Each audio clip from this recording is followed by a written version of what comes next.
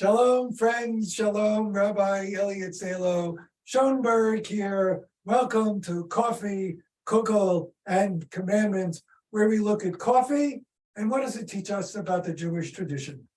We just finished celebrating Purim. Today is, in fact, Purim when I'm recording this. So I want to talk about another Jewish holiday. I want to talk about Shavuot. We stay up late all night. We study Torah. How did that come about? Well, it seems there was a conversation in the text of the Zohar in the 13th century to talk about a wedding of the male side of God with Shekhinah, the female side of God. And we Jews would stay up the night before and study Torah to escort the bride to the chuppah. But it's very clear from the 13th century that that was a theoretical idea. Nobody was actually practicing that and doing that. We move forward 200 years, 1530s in Safat in Eretz Yisrael, and we have the Rabbi Joseph Caro and the other rabbi poet Shlomo Alkabetz, and they now have created a Jewish ritual called the Tikkun, Leil, Shavuot, where they stay up all night. It's an actual activity. They stay up all night to study Torah.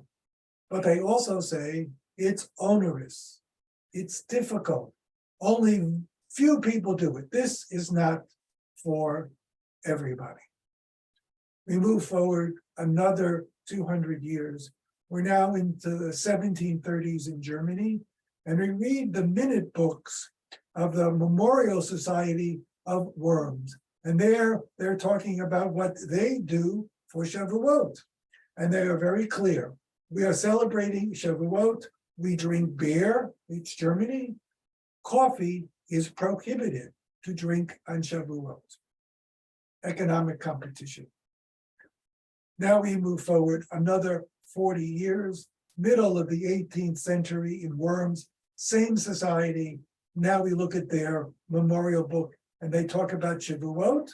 And they say, you can drink beer, of course, but now you are permitted, in fact, they will pay if you drink coffee to stay up all night and study Torah.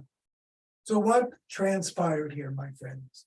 What happened was the spread of coffee from the Middle East to Eastern Europe, to Central Europe, to Western Europe.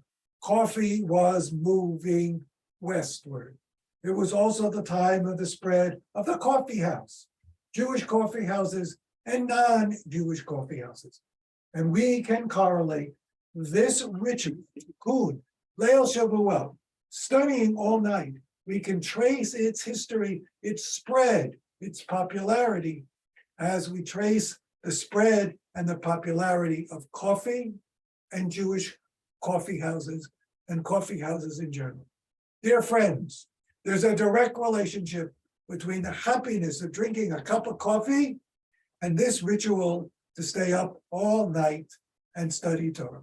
Makes sense, friends. So please join me. Take your cup of coffee.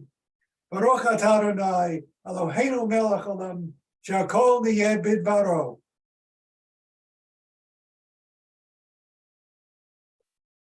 Have a Java day.